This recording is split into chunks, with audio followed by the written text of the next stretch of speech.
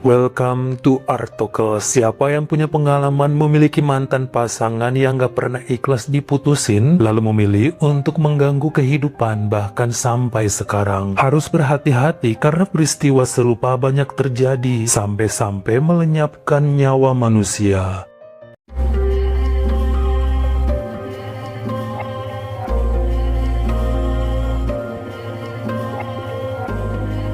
Ibu Sanda Tike adalah wanita kaya kelahiran tahun 1966 yang memiliki sebuah yayasan pendidikan yang diturunkan dari ayahnya di dua wilayah di negara Myanmar. Satu sekolah di kota Pa'an ditangani oleh adiknya, sementara Sanda kemudian memegang sebuah SMP swasta yang ada di Jalan Santo Tekpan, daerah Mandalay. Dia ketua yayasannya. Dia juga guru mata pelajaran bahasa Inggris sekaligus jadi kepala sekolah. Sanda sendiri merupakan janda dan memiliki seorang putri yang sudah menikah, lalu ngikut suaminya tinggal di wilayah Yangon. Jadi emang Sanda tinggal sendirian selain punya rumah lain yang dijadikan tempat singgah bagi perempuan gelandangan yang tadinya hidup di jalanan. Benar-benar memiliki jiwa sosial yang tinggi meskipun dirinya mengidap asam urat. Belakangan sejak awal tahun 2023, kepalanya sering sakit dan menjadi depresi karena emang pekerjaannya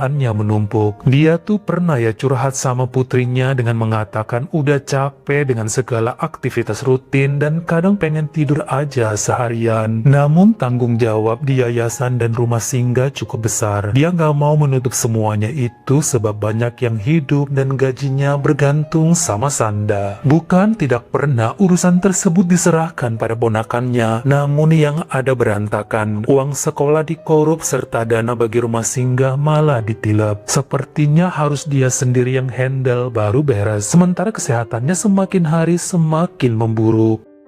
Salah satu pengajar bernama Nanai usia 33 tahun menawarkan kepada Bu Sanda supaya menggunakan supir kalau ke sekolah atau kemanapun dia mau supaya tidak membahayakan dirinya. Selama ini kan si ibu kepsek nyetir sendiri dan belakangan ngeluh masalah kesehatan. Gimana jika suami Nanai aja yang jadi supir pribadi? Karena kebetulan suaminya baru di PHK dari perusahaan damar. Awalnya Sanda mikir dia sanggup mengerjakan semua tanpa bantuan orang lain. Tapi kalau ditelaah ada benarnya juga karena kepalanya sering sakit bisa bahaya kalau bawa mobil. Lagi pula sekalianlah nolong ibu Nanai, makanya disetujui saran tersebut dan bertemulah dengan sang suami bernama Chitko usia 32 tahun yang sempat ditanya beberapa hal sebagai formalitas. Sebenarnya agak segan memberi pekerjaan sebagai supir kepada lelaki tersebut karena background pendidikan Chitko adalah sarjana.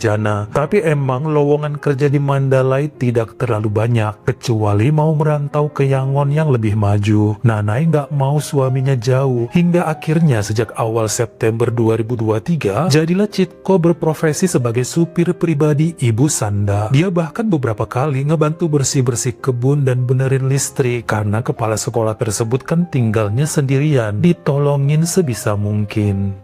2 bulanan bekerja sebagai supir, nampaknya Sanda melihat peluang untuk bisa memanfaatkan Chitko buat pengobat rasa kesepian. Apalagi dia tahu bahwa Nanai dan Chitko udah lama nikah, tapi sang istri belum ngasih keturunan. Jadi bisa aja lelaki itu pun tidak bahagia. Makanya coba digoda. Namun si supir seringnya mengalihkan kondisi supaya tidak terjerat dengan tangan gatel ibu kepsek yang suka meraba-raba dalam mobil. Sampai di akhir bulan November 2023, Sanda panggil si Chitko masuk ke kamarnya untuk bantu menenangkan sebab saat itu kepalanya sakit dan ada rasa pedih gak tertahankan di bagian leher belakang. Sebenarnya lelaki tersebut udah nawarin untuk mengantar ke dokter tapi Sanda menolak dan malah nyuruh Chitko buat memijat bagian punggung, pinggang, leher serta perutnya. Agak aneh tapi karena dia digaji ya dilakukan juga. Bahkan setelahnya dipeluklah supirnya itu seerat mungkin sembari maksa menarik baju yang dipakai oleh Chitko. Lelaki tersebut nolak lagi. Malah dengan nekat Ibu Sanda menggigit lengan kanan Chitko sekuat tenaga, lalu leher Chitko juga ditusuk dengan menggunakan pulpen sampai mengeluarkan darah yang menetes ke atas spray. Tindakan ini ngebuat supir itu emosi lalu meninju wajah majikannya kemudian kabur dari sana.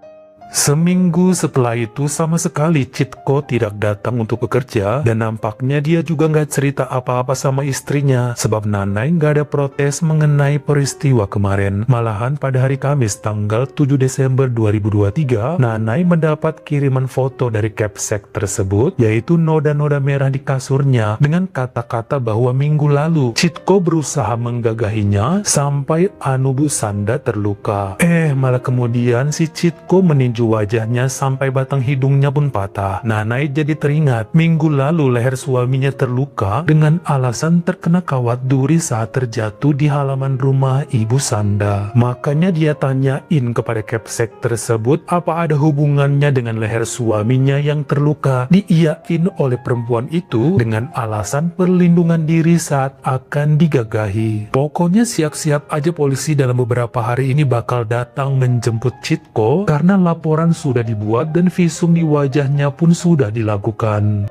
Kenyataannya dalam beberapa hari pihak berwajib tidak juga muncul untuk menangkap Citko di rumahnya dan lelaki tersebut pun gak pernah punya niatan untuk kabur. Siap guna melawan karena merasa dirinya benar. Pada Selasa malam tanggal 12 Desember 2023, lelaki itu mendatangi rumah Sanda sambil merekam percakapan dengan perempuan tersebut mengenai apa yang sebenarnya terjadi 2 minggu lalu. Kenapa jadi dia yang diadukan kepada polisi padahal yang menyerang duluan kan Ibu Sanda sebab maksa minta berbuat tercela tapi ditolak. Dia yang menggigit dan menyerang pakai pulpen duluan, kenapa sekarang memutar balikan fakta? Bukannya menjawab, malah Sanda mengambil pisau lipat dari bupet dan mendadak menyerang Citko pada bagian dadanya. Lelaki itu kesakitan lalu berusaha melawan hingga berhasil mengarahkan pisau tadi ke dada Sanda yang dalam hitungan beberapa menit saja perempuan tersebut langsung tersungkur lemas tidak berdaya. Sama-sama terluka, namun Citko berhasil membawa Sanda ke rumah sakit Nyein, tapi terlambat sebab wanita itu kemudian mengembuskan nafas terakhir di usia 57 akibat luka di dadanya dan juga serangan jantung.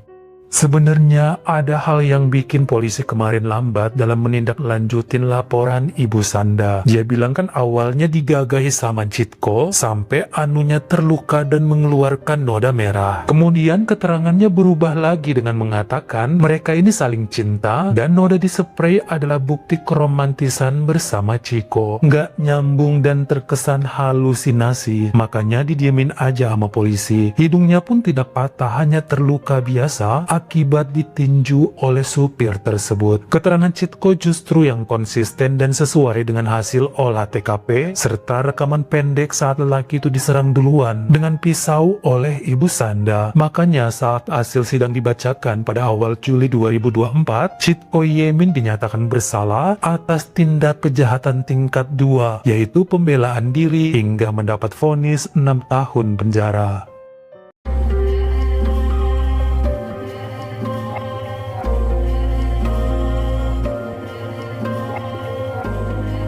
Mungkin rasa cinta Bapak Sutrisno usia 43 tahun yang merupakan duda ini masih sangat mendalam kepada mantan kekasihnya setelah diputusin 2 bulan yang lalu. Lelaki warga desa Ngeringin, kecamatan Lengkong di Nganjuk tersebut nggak rela kisah cintanya harus berakhir dengan si Heni, janda cantik berusia 35 tahun yang tinggal di desa Ketandan, Kabupaten Nganjuk, Jawa Timur. Apalagi alasannya bikin nyeri tiap laki-laki yang mendengar, yaitu karena Heni lebih memilih pria lain yang punya pekerjaan, punya duit lebih banyak dan langsung ngajak kawin, bukan sekedar pacaran gak jelas di usia yang sudah matang. Hal ini diungkapkan oleh Heni pada bulan Agustus 2024 di saat tahu bahwa Bapak Sutrisno malas kerja dan tidak berniat untuk ngajak nikah, cuma mau cumbu-cumbuan aja. Udah pastilah perempuan manapun mau statusnya masih gadis atau janda yang kepengen dikawinin, bukan sekedar pemuas nafsu cowoknya doang. Udah lama nuntut nikah supaya bisa dinafkahin, tapi Sutrisno beralasan belum dapat kerja yang mapan dan tidak punya tabungan untuk kelak memperistri si Heni. Tapi kalau nuntut enak-enakan di kasur mah nomor 1 dia. Makanya perempuan tersebut langsung menyetujui permintaan Bapak Sujud usia 55 tahun yang merupakan warga desa Gedung Ombo Tuban dikala lelaki ini bilang suka dan mau ngajak menikah. Henny langsung mutusin Sutrisno yang gak jelas dan lebih memilih Bapak Sujud. Walaupun belakangan orang-orang pada tahu bahwa Pak Sujud ini sudah punya 2 istri sebelumnya dan akan mempersunting Henny menjadi yang ketiga. Tapi dia serius, bahkan langsung mendatangi kedua orang tua Henny minta izin akan menikahi putrinya. Dalam beberapa kesempatan ternyata Sutrisno pernah bertemu langsung dengan Sujud yang memberinya kepalan tangan dari jauh. Sutrisno ngerasa diejek dengan gerakan dari Pak Sujud hingga rasa dendam karena pacarnya direbut pun semakin menumpuk.